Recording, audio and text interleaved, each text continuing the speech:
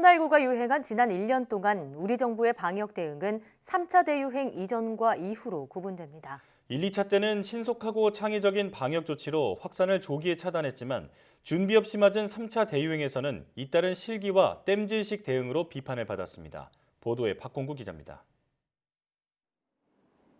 지난해 2월 신천지 사태로 촉발된 1차 유행과 사랑제일교회발 2차 유행은 특정 지역과 모임을 통해 감염이 확산하는 양상이었습니다. 정부는 두 차례 위기를 K방역과 사회적 거리 두기로 극복하며 자신감을 얻었습니다. 10월 말엔 여행과 외식을 장려하며 내수 지원책까지 내놨습니다.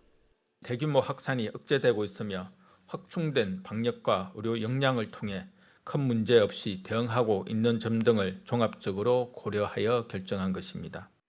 이어 지속 가능한 코로나19 대응 전략이란 이름으로 거리두기 체계를 5단계로 개편하고 가장 낮은 1단계를 유지했습니다. 일률적인 집합 금지 또는 집합 제한 명령 등 시설별, 상황별 여건을 제대로 고려하지 못했던 방역 조치 또한 맞춤형으로 재설계함으로써 하지만 지역사회에는 이미 무증상 감염이 광범위하게 퍼지고 있었습니다. 날씨가 추워지며 가족 지인 모임, 실내 체육시설 등 생활 속 집단 감염이 꼬리를 물고 이어졌습니다. 3차 대유행이 시작된 것입니다. 뒤늦게 거리두기 1.5단계, 2단계 조치를 잇따라 내놓았지만 확산세는 멈추지 않았습니다. 그간에 지역사회에 잠재되어 있는 감염이 누적되어 있어서 아직까지는 이 효과가 충분히 나타나고 있지 않은 것으로 2.5단계로 올려야 할 상황에서는 2단계 플러스 알파라는 변칙을 택하며 화를 키웠습니다. 결국 하루 1,000명 이상 확진자가 폭증하자 K방역은 무력화됐고 의료 역량도 바닥을 드러냈습니다. 우리의 방역 시스템이 한계를 노출하고 있는 상황, 결국은 준비 부족, K방역의 성공에 취해서 대비를 제대로 못한 것이라는 진단이 나오고 있습니다.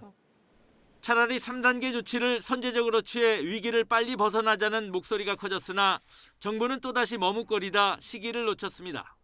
많은 분들이 3단계의 의미를 정확하게 인지하지 못하고 있다는 것입니다. 국민들께서 3단계가 어떤 상황을 상정하고 있는지를 면밀히 보시고 동의하는 그 과정이 반드시 필요하다는 것을 저희들은 알게 되었습니다. 5인 이상 사적 모임 금지라는 특단의 조치로 3차 대유행에 큰 불길은 잡았지만 그 과정에서 입은 고통과 피해는 회복이 쉽지 않을 것으로 보입니다. YTN 박홍구입니다.